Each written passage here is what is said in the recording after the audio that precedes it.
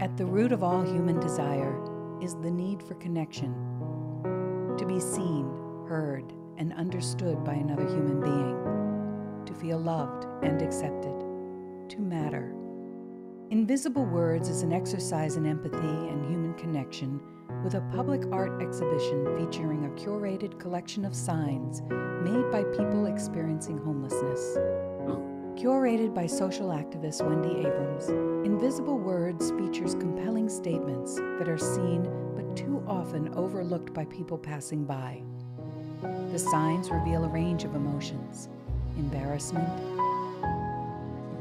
shame, desperation, anger, even humor and political insight. Their words are raw, emotional, and sometimes magnificently poetic.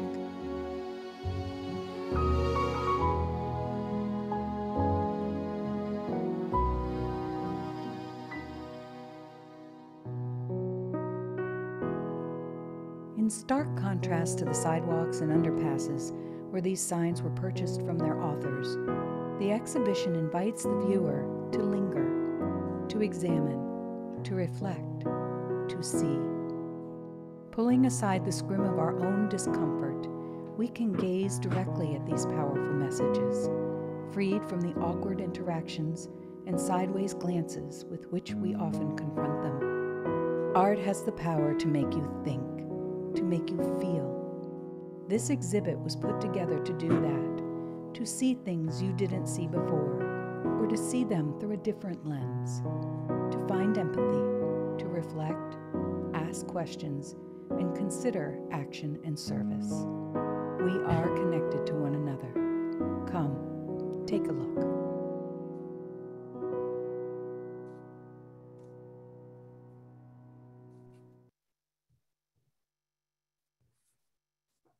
Good afternoon, everyone, and welcome. Thank you all for joining us this afternoon for this very important conversation.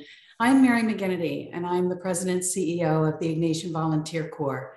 For those of you who do not know what IVC is a service corps of men and women over 50, mostly all retirees, who have taken this time in their retirement of life to give back to their communities through service and to work in organizations that help people to overcome the obstacles and barriers of poverty. We are very, very privileged to have been able to work with the 1111 Foundation and Wendy Abrams to bring the Invisible Words exhibit to Washington, D.C. The exhibit is currently being held at the Martin Luther King Library down in D.C., and it hangs there until June 30th. So please, if any of you have not yet seen the exhibit, I encourage you to go down and see it. It is a very moving experience. Wendy titled the exhibit Invisible Words, an Exercise in Empathy, and was the hope and the desire of her exhibit to open our hearts and our minds to the issues that people who find themselves out on the streets, find themselves out into the community seeking help and assistance. So in that empathy work, IVC has put together some programs, reflection packets to help us to deepen our understanding and our awareness so that we can come together as a community to help people, to care for one another, to lift up one another. At any given time in the United States, over 500,000 souls are seeking housing, seeking the security so that they can continue to live their lives. Here in DC alone, over 3,000 to 4,000 people every given night are seeking shelter. I am very privileged to introduce to you this group of men and women who have dedicated their lives to service to others. I want to thank publicly Dr. Kim Cox, the former executive director of the Father McKenna Center, who put together this panel of presenters. She has done an amazing job of thinking through who could talk with you this afternoon. And I'm grateful to you, Kim, for inviting these men and women to join us. Facilitating our conversation today is Michael Farrell. I will introduce him to you, and then he will introduce the panel, and we will get started.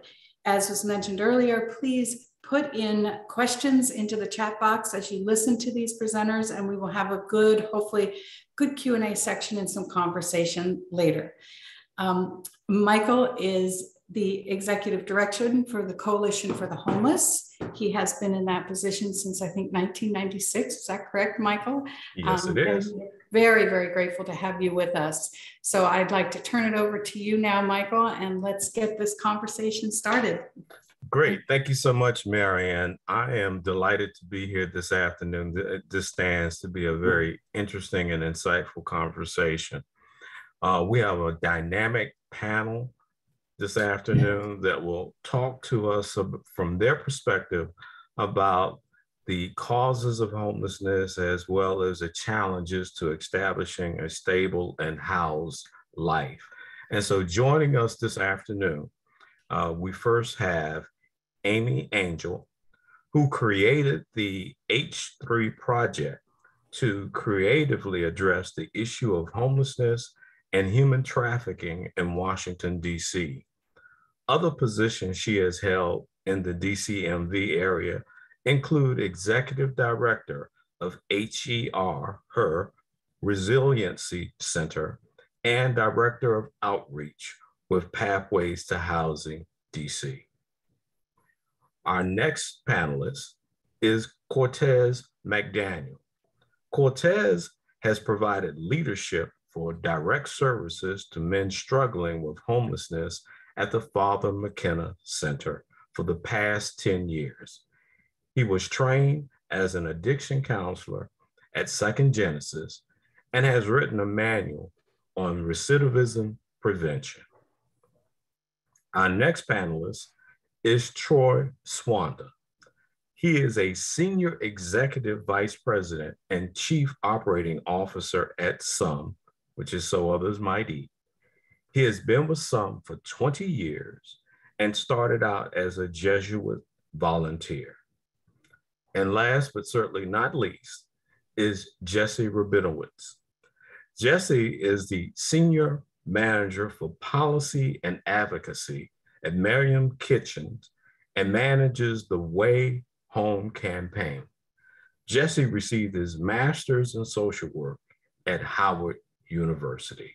So I welcome all of our panelists this afternoon, and we're going to do this in two parts. The first part will be the causes of homelessness, and that will be followed by the challenges to establishing a stable and housed life. And so we're going to begin the panel on the causes of homelessness with Amy Angel. And I'll turn it over to you, Amy. Hey, thank you so much, Michael. It is such a privilege to be here. Thank you for hearing me out. And I absolutely encourage any of you who have not seen the exhibition at the Martin Luther King Library to definitely seek it out. I've worked this field for a number of years, and I took my staff to see the exhibit, and also printed out the reflection guide, which is very well written.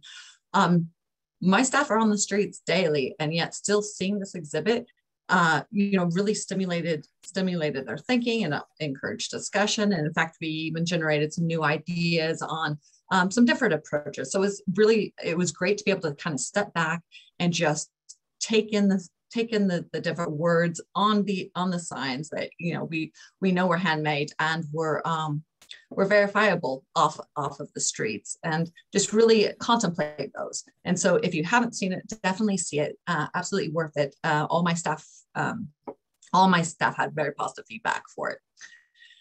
So a little bit of background on me, which does relates to the causes of homelessness. So I've been in DC for about 6 years, working directly. I spend about 85% of my time in direct field engagement, about 15% in the office, which really equates to about at least 30 and typically more than 40 hours a week on the streets of DC doing direct engagements. So hearing the stories, hearing the narratives, a lot of my information, while I can supplement it, of course, with what is in academic books, a lot of it really is gathered from the individuals themselves and just putting the ear to the streets. Similar as I'm sure you're going to hear from Cortez, who's got his ear right there too in direct engagement. I was at age 16, I also became homeless. And in my situation, it was, my mother got married, and she got married to an individual who gave her the choice that it was me or him. Even at that time, I knew that, I wasn't going to be there for the rest of my mother's life. And this individual who I didn't get along with probably would. And so I made the choice to leave. Now, fortunately, at that time, 16, I had that support structure where I could couch surf. There were different friends, parents who would let me spend, a couple of months with them, and then I'd go to someone else. And so I was able, to continue while my life was slightly interrupted. It wasn't like, that there's always stories that can be more challenging or less challenging. But I was fortunate that I did have safe places to sleep at night until I graduated school and was able to get my own place. From that, though, I've always been heavily involved with volunteering with homeless, as well as obviously that's one of the compelling factors of founding H3. And part of H3, it was, I started it January 1st, 2020. And one of the reasons I started it is just because I noticed some kind of gaps in the system. And I really wanted to see what we could do about those. That there's oftentimes we sometimes find ourselves in these boxes. Well, this is the way it's always been. Well, if what we've been doing isn't working, then what do we really need to do to change that? We've got to change that. We have to be flexible. We're dealing with individuals. We're not dealing with this whole collective with absolute similar mindset. So we need to tailor our approaches to individuals. So I have, over the past almost 3 years, I have conducted surveys for individuals either that I've known less than 3 months, me and my staff have engaged with less than 3 months, as well as those we've engaged longer. So that there's two different piles of surveys. This initial less than 3 month survey kind of dives more into the causes of how they became homeless, as well as really mental stability pieces, maybe even any other challenges they have, and really into their narratives. And we give individuals the opportunity to share those narratives with us, which really, by so doing, is not only beneficial to us because we're really getting an understanding of what is needed on the streets, but in many cases we've been told that it's beneficial to them to actually have someone sit with them for as long as they might need. Sometimes the surveys lasted 20 minutes, sometimes it was 2 hours. We gave them the space to ensure that the time was their time and we were here for them. From that, so I did 143 surveys over since January 1st of 2020. And, remarkably, some of the causes, so over almost half of the individuals that we surveyed were in the foster system. So that already suggests something is lacking, right? If half of the individuals that we're surveying on the streets have come out of the foster system, which we already know has challenges, maybe we need to do something about that. Another disproportionate number identify as LGBTQ2I. Now, inevitably, most of those individuals that identify, they were basically either given the option to leave by their family because they weren't going to take care of them anymore, or they were just forced out. A lot of those also had that disproportionate number of hate crimes committed against them as well. But then we go in. So one of our questions is what are the main condition events that led to you becoming homeless, which is great that I hear because this was one of our questions for the past few years. And the answers, it can be, you select as many as might apply, family members, relationship fallout, friends, addiction, illness, financial crisis, incarceration, or others. Individuals were encouraged to select all that apply. 28.3% of those 143 individuals, family members was the overarching. But in combination with that, we did have finances, especially, we're looking at this pandemic, this absolutely impacted folks. And the survey may be even much different in a couple of years than it would be even in 2015. Finances, we had 16.9%. Incarceration, a lot of folks felt when they came out, there was not that system to help them out, and especially if criminal activity got them there in the first place, and they decided they didn't want to participate in that anymore. That led to them becoming homeless when they got out, and that was 12%. Relationship fallout was 11.4%, friends 9.6%, addiction 11.4%, and illness 6.0%. With that, the learning the narratives, the causes, the numbers are great, but they're only as great as really understanding what those numbers mean. Oftentimes, we find that individuals that this individual is addicted to substances, or, I'm not worthy of my help or my money because it's going to go straight back, without learning the narrative. So we had one individual, for instance, was actually in the military. He got injured in war in Iraq. And so he was in the hospital. He was in the hospital for months. While he's in the hospital recovering, he got hooked on opioids. Those opioids, as we know, there's some issues with tapering off, and a lot of folks are just cut off.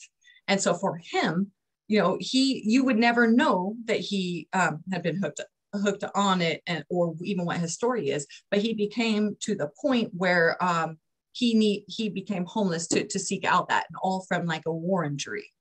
Another one is very similar. She was living in, she said she was living in the suburbs, and she was in a horrific car crash where her back was so injured, and she was actually in a coma for 3 months. She again got hooked on the prescription drugs, and when they released her, cutting off that prescription, she wasn't able to cope, and that led her down her path. Another man, he was married for 25 years, and when his wife died, that sent him into a deep depression, and he became homeless. So death is another thing that we do find. Another one, it was her mother. Her mother was her best friend. When her mother died, she didn't feel like living anymore, and so she stopped going to work. She lost the ability to pay rent, and she became homeless. A third one, the mother died of 20 years old, and they were in Section 8, so they lost their housing. So, and of course, there's the mental instability piece. In some case, there's individuals undiagnosed, but then there's other late onset of schizophrenia, or there's other mental instability pieces that have not been addressed. So there's a lot of angles into the causes, and I know I'm at my time, so I'm going to wrap it up here, but I do look forward to all of your questions. This is, thank you for letting me share. Thank you so much for sharing, Amy, especially in the personal aspects in your life as it relates to homelessness. And so now we're going to turn it over to our next panelist, Cortez McDaniel. Good afternoon. The causes of homelessness, there are so many. And there's, the first speaker said, there's many different angles to homelessness. And in my work, I've discovered that mental illness plays a very significant role in homelessness. Addiction, of course, they are very, very high in homelessness. Domestic violence, like she said, a lot of people come out of the foster system. In my particular case, it was a series of bad choices and decisions over a period of time, not necessarily anything that I could look back to and point to as far as my upbringing or anything. Came up in a very structured environment, but I was a kid who couldn't deal with disappointment very well, and I morphed to negativity and graduated to addiction and drug dealing, and before I knew it, I turned into a criminal. And so, I started selling drugs, and I guess you could say I was relatively successful at that. And so that really clouded my view. But I ultimately ended up paying a huge penalty for it. And subsequently, I became homeless as a result of it. Broke my family ties. I might say I would be one of those people who may have been guilty of helping to create people who might be currently homeless now, because I'm one of those guys who was incarcerated for a significant period of time. and was not necessarily there for his kids. So I'm one of those people. And the men I serve come from families that are broken up in various ways. Some guys come from clan living. There will be like a matriarch of the family, and there'll be a mother and her kids, and then her kids there, and they all stay in that family, and they stay in one house, and the matriarch dies and loses the ownership of the house, and they just scatter, and everybody loses their way. Nobody has a compass, and they never really find their footing after that. And before you know it, you got folks who are homeless. You heard me say something about mental illness causing homelessness. Well, that also works the other way. A person can find himself, there's so many people who live a very fragile existence. In other words, if they are not capable of working every single day and bringing money in on a regular basis, then the bottom drops out, quite frankly. And I've had more people than you could ever imagine come through and say, I just simply lost my ability to pay rent. I couldn't find another job.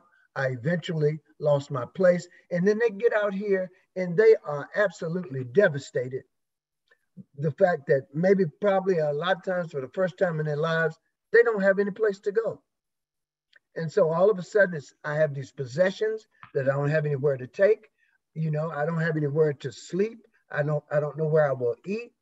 And not everybody can stand up under that kind of pressure. And some people start to crumble emotionally. And before you know it, you have someone who was severely depressed, and 6 to 8 months later, the psychosis starts to set in. And before you know it, you got somebody who's developed a significant mental illness. And then they're stuck out here, and they totally lost their way.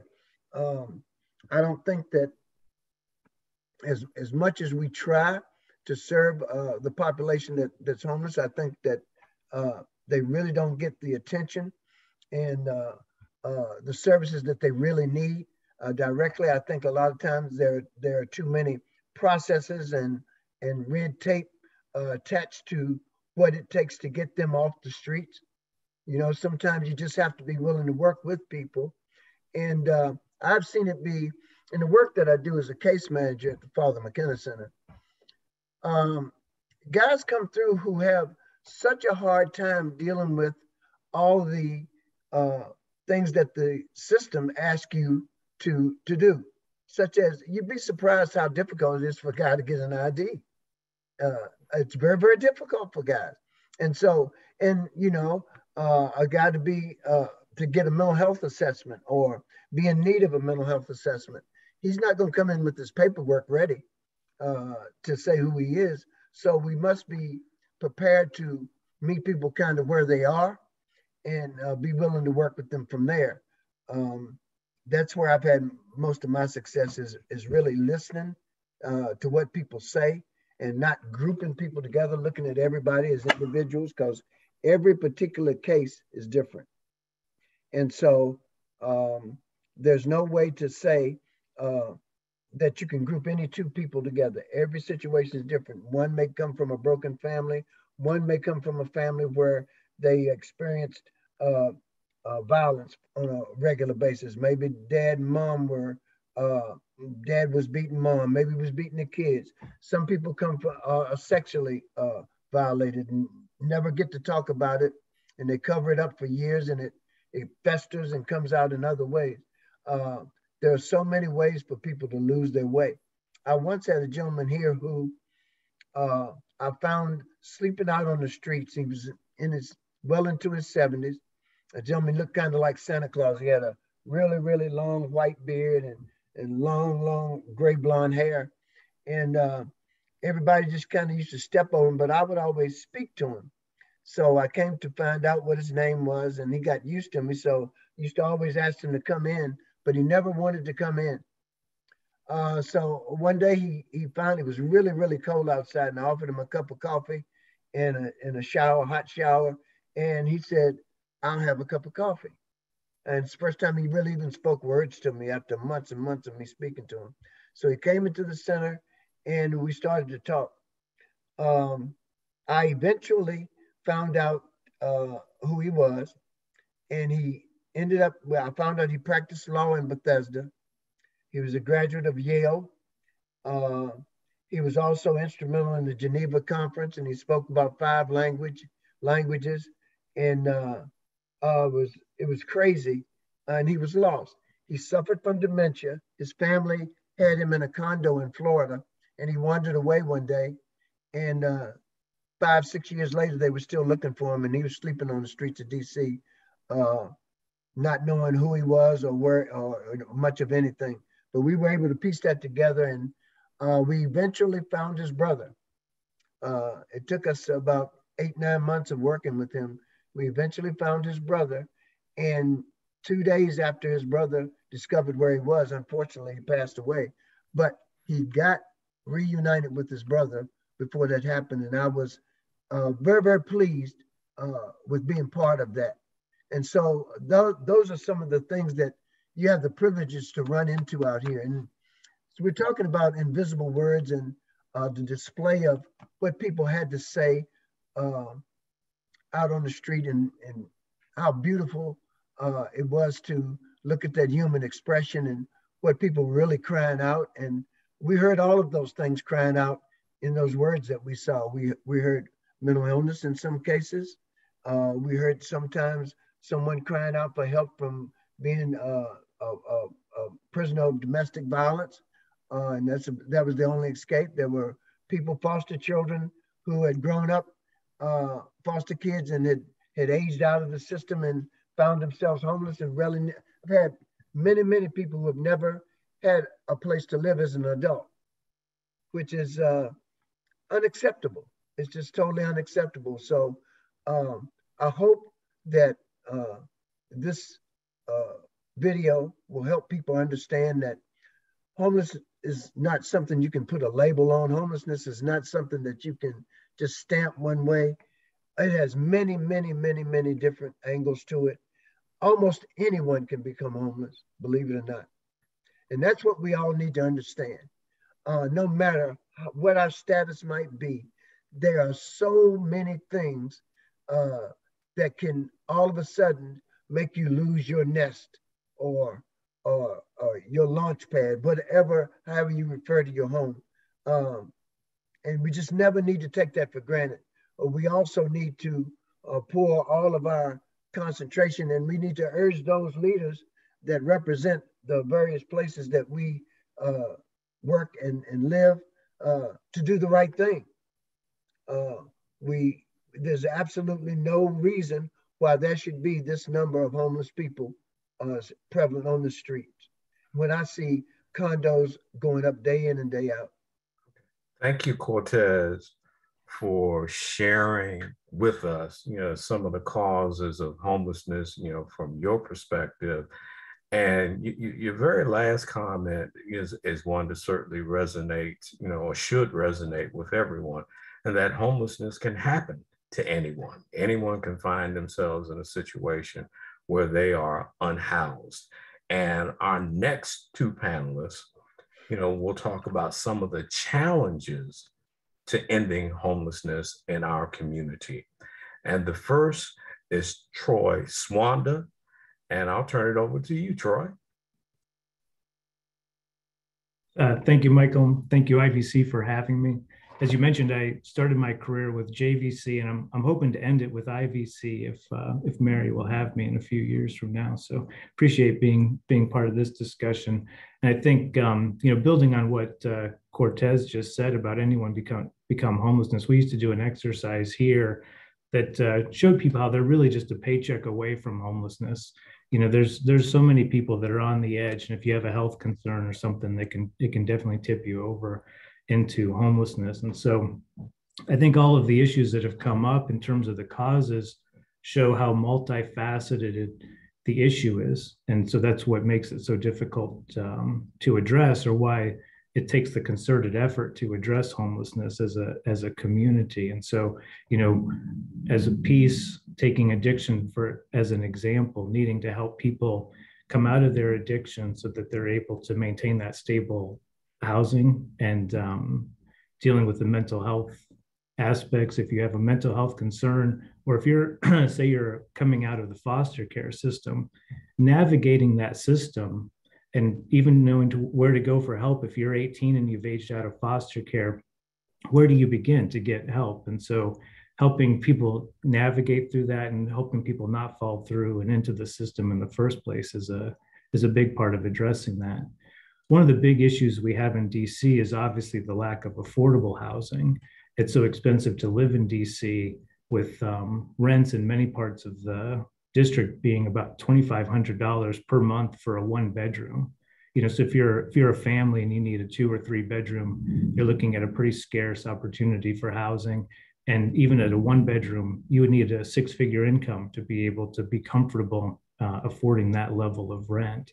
And so the lack of, that kind of income that would be necessary, getting people employable skills to be able to support that, and then making some opportunities with vouchers or other types of affordable housing, supportive service affordable housing, typically, to help people pay a portion of their rent. So if they're on a fixed income from SSDI or SSI or a small pension or something, that they're able to maintain a stable environment and also have money left over to pay for food and so forth. And so that's the biggest, or one of the biggest contributors, certainly in DC and many other parts of the country, is the lack of affordable housing. And you can see the need out there when some has about 1,300 units of affordable housing now, with plans to keep developing more to get to 2,000 units.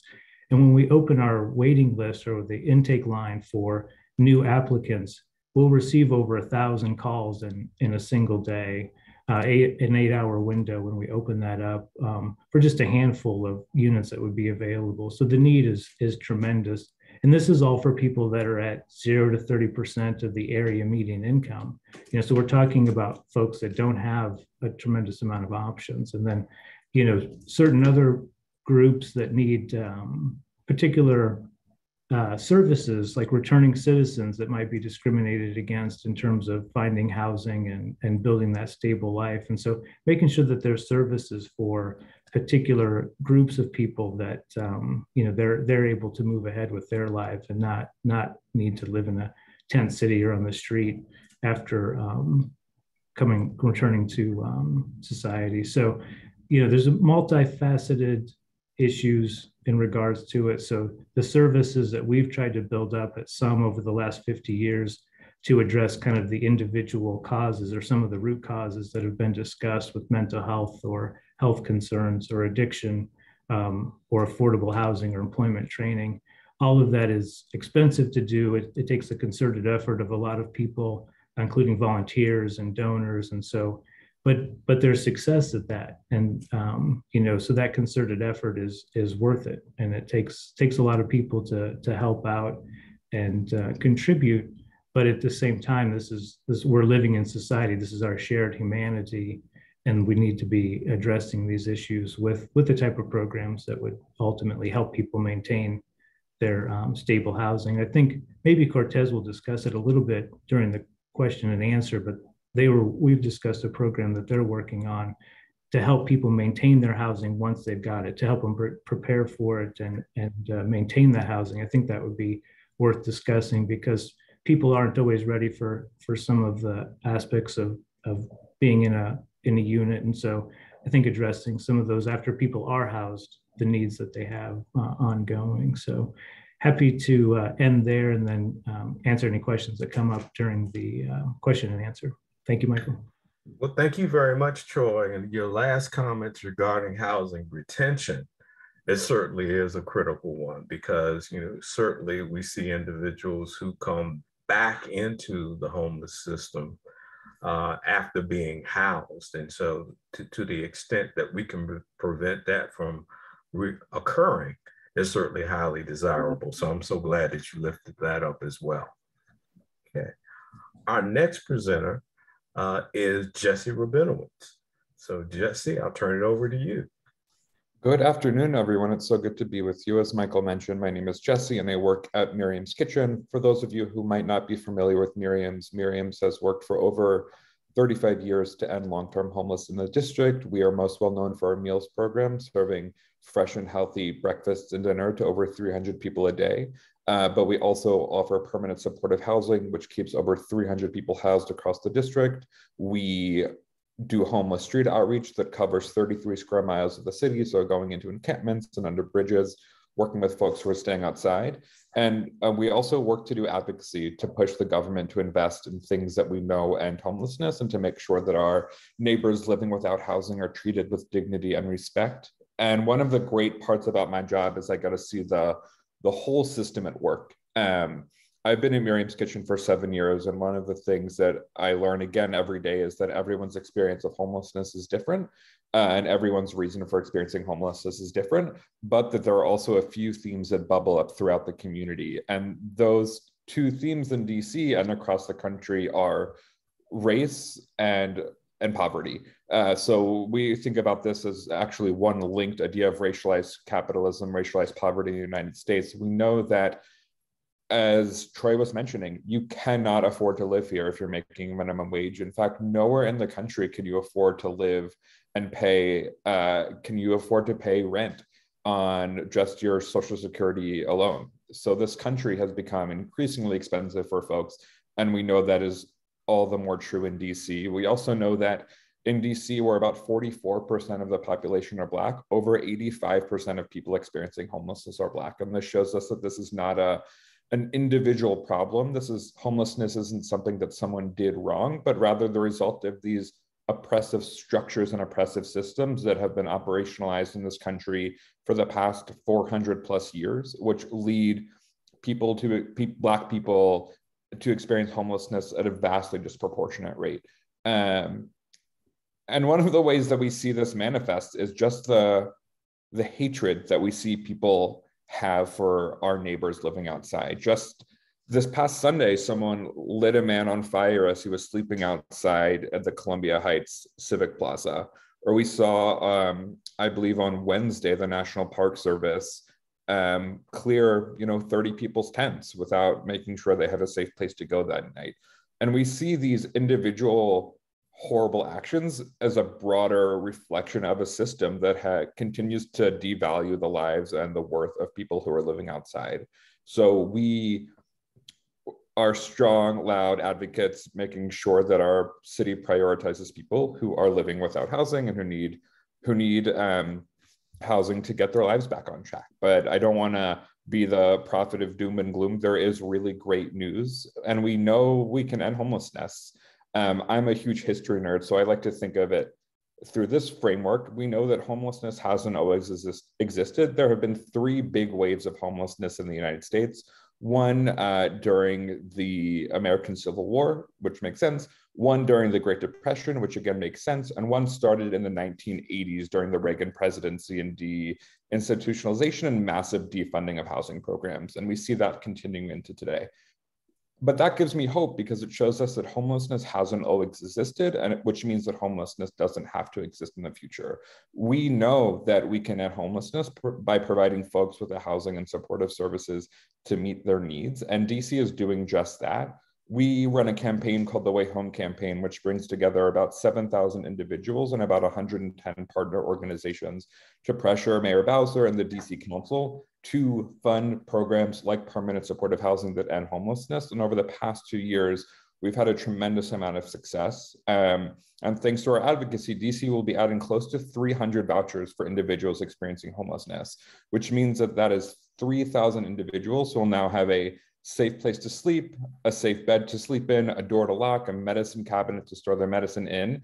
And what I find remarkable is that at Miriam's Kitchen and around the city, we know that after 1 year in permanent supportive housing, 95% of people stay stably housed. At Miriam's, it's 97%. We are a little above average, which we're happy to take credit for. But we know that this works. When people get the housing with the supportive services they need to stay housed through wraparound case management from clinicians and skilled social workers and peers, people stay housed. But where we're at right now is making sure that this money gets used and gets used well. So we're in the process of making sure that landlords won't discriminate against voucher holders. Although it's illegal to discriminate against voucher holders in DC, it happens all the time. And as other folks were talking about, the amount of barriers for folks that folks have to jump through to use their housing vouchers are immense and prevent people from accessing housing. One of the big barriers we see is that you need an ID to be able to submit your application to the housing authority. So we worked with the DC Council to pass a law that says you don't need an ID anymore. You can self-certify your identity. The DC Housing Authority said, no thanks, we don't want to do that. We're not going to follow this law. So we're in constant negotiation with our government partners to make sure that they're following the law and that they're reducing all of the barriers that they can to folks experiencing homelessness so folks can get into housing. But I'm really hopeful that through this work in the next 1 to 2 years, we are going to start to see a huge reduction in homelessness because of these vouchers, but that needs to be paired with an upstream approach. We need to both be ending homelessness for folks who are experiencing homelessness and making sure that folks never enter into homelessness in the first place, which is why we see a huge need to address DC's lack of low-income housing. The budget that was recently passed by the council includes no money to move the 40 to 60,000 people on DC's affordable housing waitlist into housing. And those people are going to show up in the homeless services system if we don't do something about it. So there's good news, we can end homelessness, but we have to make sure that we are coupling our investments in permanent housing with robust prevention to make sure that nobody else enters into homelessness in the first place. Well, thank you, Jesse. And, we're ending on a high note, with respect to this particular panel on the challenges associated with ending homelessness. And as you spoke, Jesse, I did make, particular note of the legislative and legal challenges, that we face and issues dealing with the bureaucracy as well as political will as it relates to the challenges associated with ending homelessness. But the point that you ended with is regarding the lack of affordable housing and prevention is certainly perhaps, the two number one issues, that we're currently facing as it relates to ending homelessness. So want to thank you for your comments and your insight, with respect to this particular issue. And so as we circle back to the causes of homelessness, we heard a number of different reasons why people experience homelessness and become unhoused. And among them, we heard about aging out of foster care. And that is critically important because our young people are directly affected by that. And so we now have people who are homeless, who are now in their 40s and 50s, if not older, who were part of the foster care system. We also look at mental illness, being unemployed and underemployed, both of which have a direct impact on one's ability to afford housing. We also looked at the substance abuse and primary healthcare issues that are related to people, becoming homeless. And so I thank our panelists, Amy and Cortez and Troy and Jesse, for their comments and their insights and for sharing their experience with us. And so we're at the portion of our webinar this afternoon, for questions and answers. And I know that those questions have been placed in the chat. So I'll turn it over to you, Kimberly, to read off the questions for us.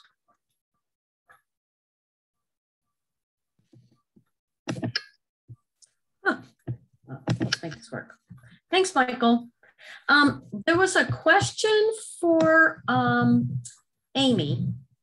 Amy, what is, and certainly all the panel, but question to Amy, what is the best solution for people living in the encampments?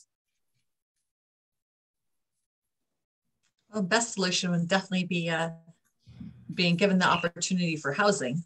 That's something I think that all of us can absolutely agree with.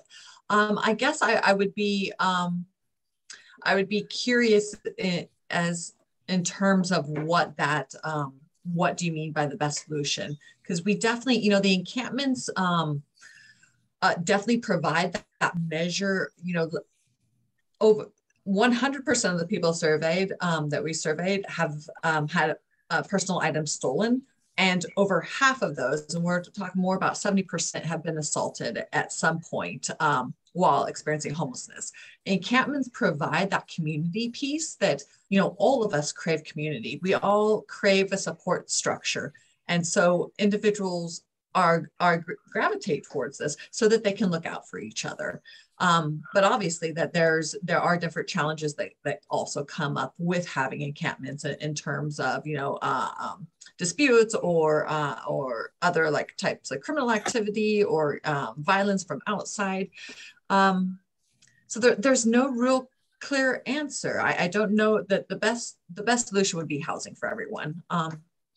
But otherwise, it really just is ensuring that every encampment also meets with that, with the street outreach, that there is engagement happening. Because if there's engagement happening, there can be forward progress taken, and forward progress is going to empower each individual to get on the path that they deserve and that they should have.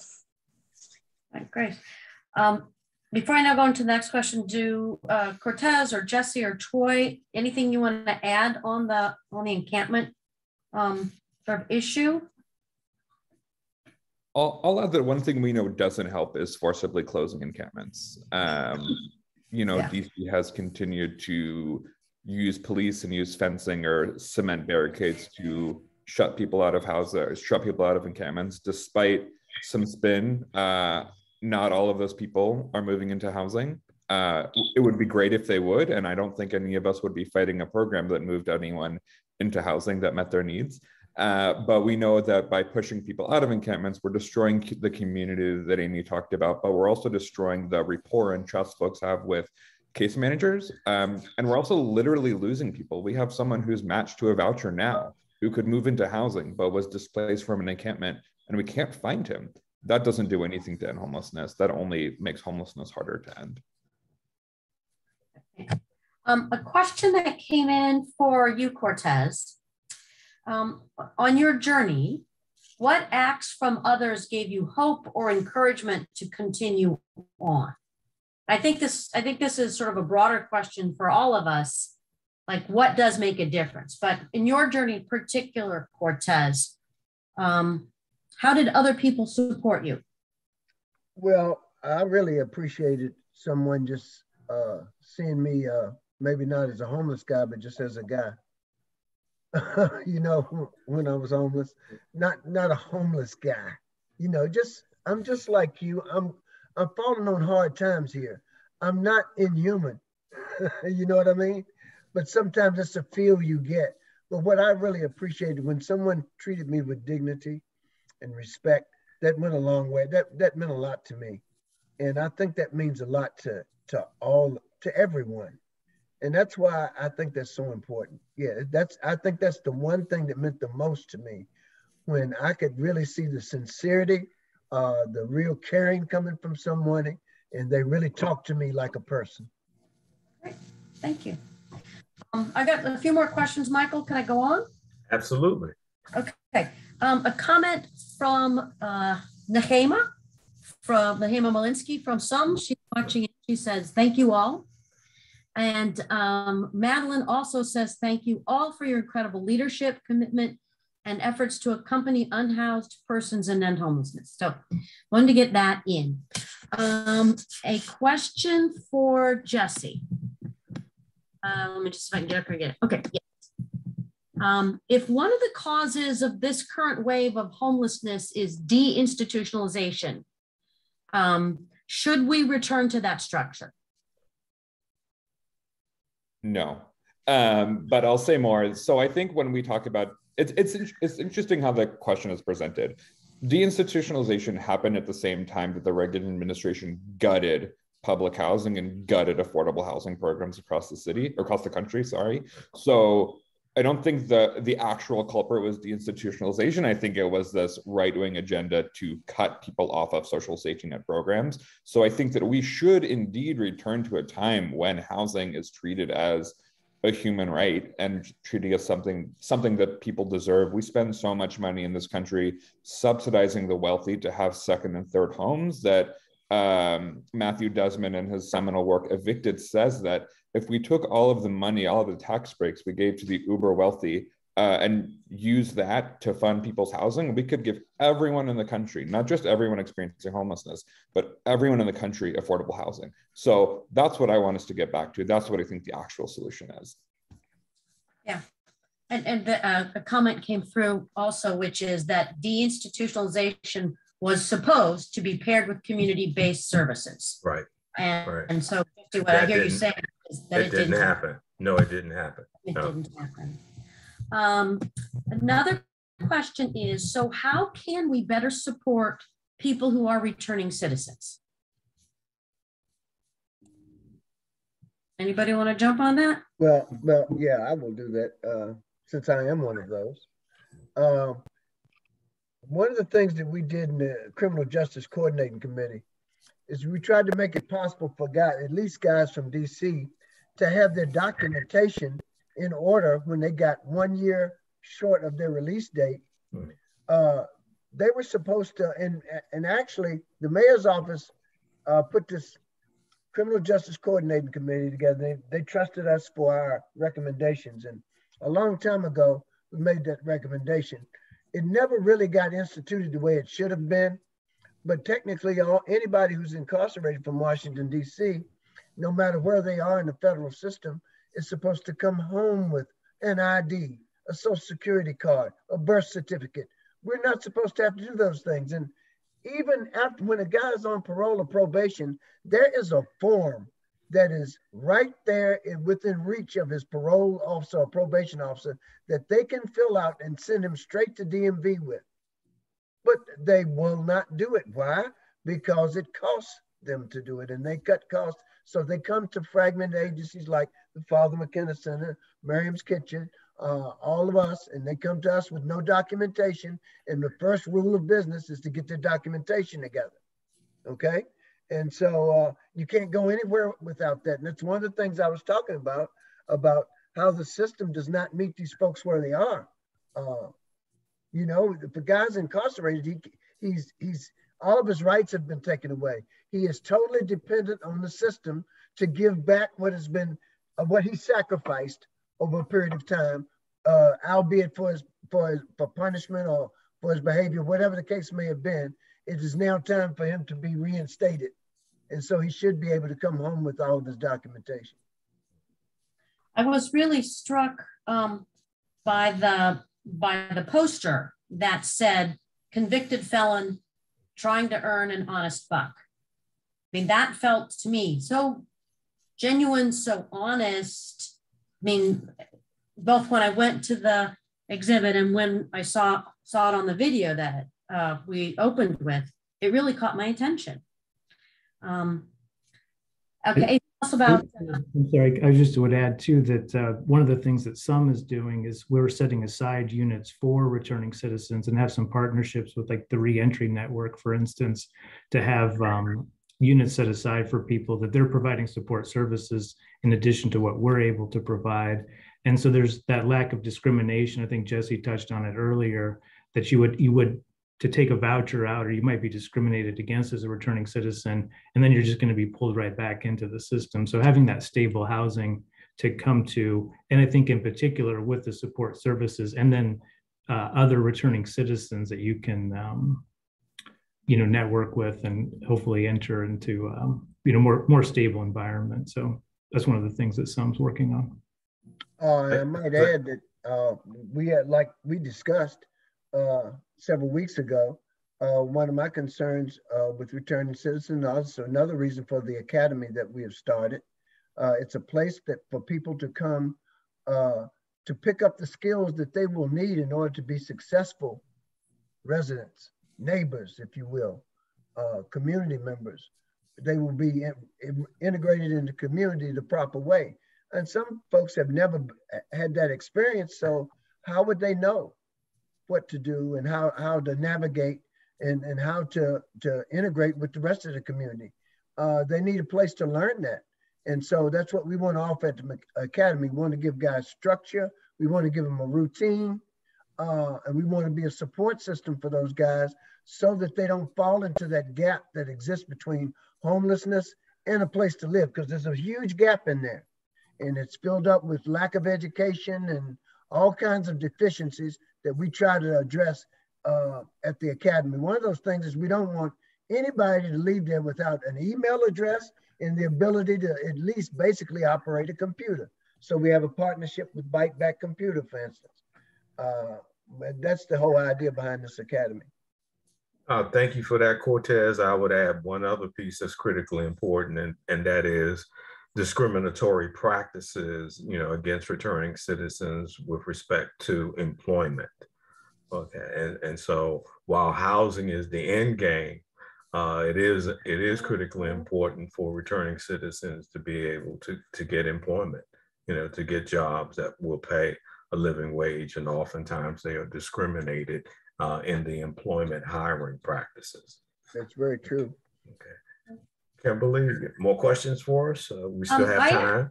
Yes, I have one question, and I'm going to preface it, if you will allow me. At the McKenna Center with the staff, we read Robert Lupton's book, Toxic Charity, which if you haven't read it, I recommend it. It's very, very helpful in terms of thinking about the manner in which we deliver services. And we always go through it with our year-long Jesuit volunteer or Franciscan volunteers preparation. But in the last chapter, Robert Lupton is talking to a couple of ministers. And the question came up, should I give money to someone who's holding up a sign? Which is very prevalent because what the basis of this was the Invisible Words exhibit. So should I give money to someone who's holding up a sign? And the conversation between the Robert Lupton and the two ministers came up with three completely different answers.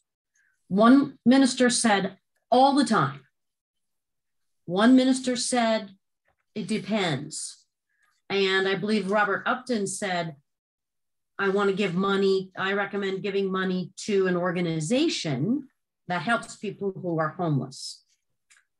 So I interviewed three formerly homeless people on the McKenna Center staff.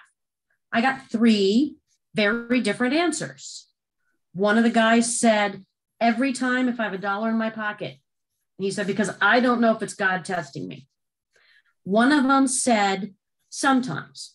If it's an older man or an older woman who looks like they can't help themselves, then I'm willing to help them. But if it's someone who looks like they're young and they can push a broom or wash a dish, I don't. And the third staff member who was formerly homeless said, never, because I know what they're going to use the money for. And I don't think it's that they're not going to make good use of it. So you should give your money to an organization. So interestingly, the same three responses came out.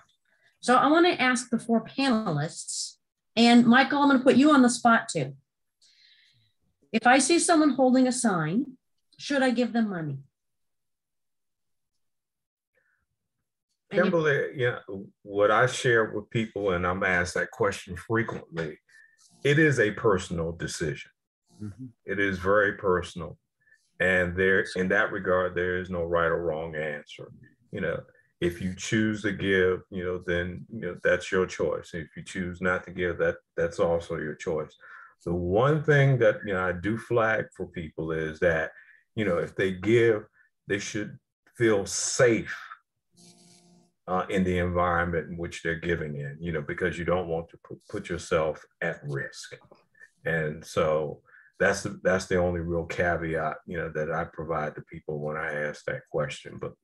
But the choice to give is an individual one, and no one should feel that they have to give.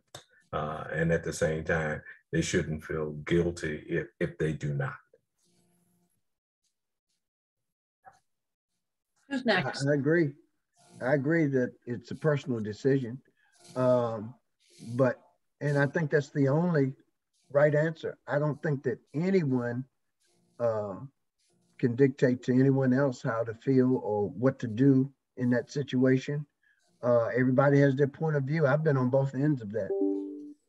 And I wasn't asking for money, but somebody took it upon themselves to give me some money at a time when I really needed it. And I didn't misuse it either. But I've also been in that environment, I've seen it misused. Now I've seen people go out and panhandle just to get high. I've seen both extremes.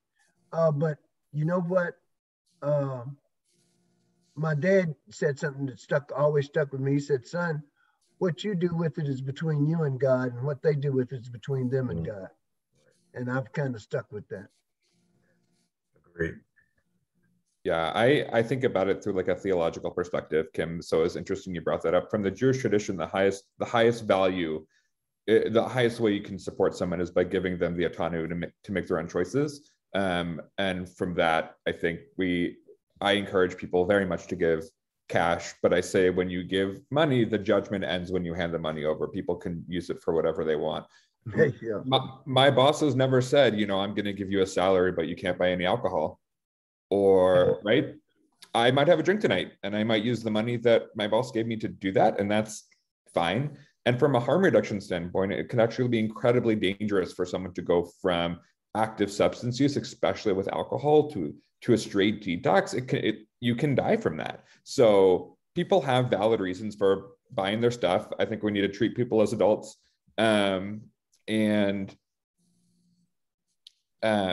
Just like, if you have some money to give, I don't think I think you should give money.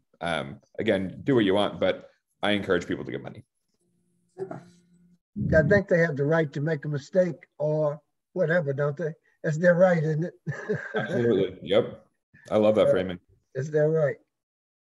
I would agree that it's a personal choice. I think, sorry, it's really starting to rain hard here if that's coming through, but it's a personal choice, but certainly I think as much as possible during that interaction that it's handled with dignity and respect towards that person that is asking for money, even if you're saying no, that there's a response, there's an acknowledgement of their humanity and hopefully eye contact. And we've encouraged people, if they want to pass out cards that talk about some services.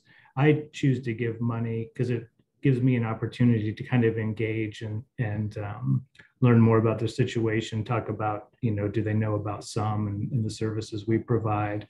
One of the things we've done as a family is to create bags that have a gift card for, say, Dunkin' Donuts or McDonald's, along with a water bottle, granola bar, rain poncho, something that can be handed out that people might be a little more comfortable doing. And it provides an opportunity with the family then too, to kind of discuss, what we're trying to do or how we're trying to help, and hopefully to a bigger conversation of, ultimately not having to do anything, money towards services that would help prevent the homelessness or end homelessness. But certainly this is a person who has an immediate need, and trying to address that immediate need to the extent possible is important. And at a minimum, treating them with dignity. So for me, I really encourage folks to like the other panelists said, foremost, follow your heart, right? There's never one solution that fits all. Follow your heart. If it feels right, then do it. In some cases, you may not have the money, and that's perfectly okay as well. But the most important thing that that I try to do and encourage others to do is really look at every time you're asked. You might be asked for money. It's not as a nuisance, but really an opportunity to interact, to learn someone else's story, to learn someone else's narrative. And to many of the folks that we interact with, that's way more valuable than any amount of money that you can give them. Seeing them as a person, as an individual with their own life narrative. That I've learned more things on the street. They have taught me more lessons and helped me in more ways of even growth than I think I could possibly pass on to them. Because there's a lot of knowledge on the streets, especially from even those who've been incarcerated, the creativity, the ideas. And if you interact with the individual, if you give them money or not, but if you learn that they actually love making jewelry, or they love or they love creating art. I've brought back jewelry making things for some individuals, art items for other individuals, and what they've created from that is beautiful works that have empowered them, because they're now they're showing me like, look, I just created this, and then they're able to sell it for even more money than they could have got panhandling. So really, you're encouraging their entrepreneurship as well. Well, master Kimberly, I just want I'm looking at the chat now. I just want to lift up something that has been said, throughout the panelist response, and that is about, treating people with dignity and respect. And I'm looking at one comment in the chat. It says, looking people in their eyes, and acknowledging their humanity. And so, that's all so important as well. If you're giving, that, ideally, you should be giving from the heart and giving, to individuals, with a show of dignity and respect. So I think that's important. We're now running up on time. And I want to first and foremost thank the panelists, for your participation and your input and your insight. And I'll turn it back over to Mary to close us out. Michael, thank you. And Kim, thank you as well. All of the panelists here. This was an incredible conversation, speaking for myself personally, and I loved reading all the questions in the chats, and I think we could have easily gone on in some really beautiful conversation for a whole couple hours. But I do want to say that the thing that gives me personal hope about many of the conditions that we talked about today are people like you. Thank you for your service. Thank you for your service to our country. Thank you to the service to one another. IVC is in partner with over 300 organizations across the country. And as I get to know all of these different organizations that are out there, your staff members, your boards, your benefactors, it's really that community. Amy, you talked about the power of community. It's this beautiful social service nonprofit community that is working hard every single day. All of you show up work every day thinking about this, dealing with it, looking at it. You have incredible gifts. So thank you for your service, and thank you for being with us today as well to do this. For all of you on this webinar, I want to let you know we have recorded this. You will all get a copy of this to record. I really urge you to share this conversation out with friends. Let's keep the conversation going. Let's raise awareness. Let's talk together more, build a greater community together. I also want to encourage anyone out there that might be interested in IVC or in joining us. You're going to get a slide at the end of this. It will show you we're going to have an information session on June 9th. You can listen about joining IVC if you're interested. Oh, by the way, Troy, I've already accepted your application. I know it's probably like 20 years from now, but you're in, don't worry. But even if it's not IVC, service is very powerful, because when we're serving one another back and forth, we really lift one another up. So let's continue serving one another. Let's continue these conversations. And again, thank you all very, very, very much for this time together today. May God bless you all in your work that you do. Thank you. Oh, thank you. Thank you for the platform. You're welcome.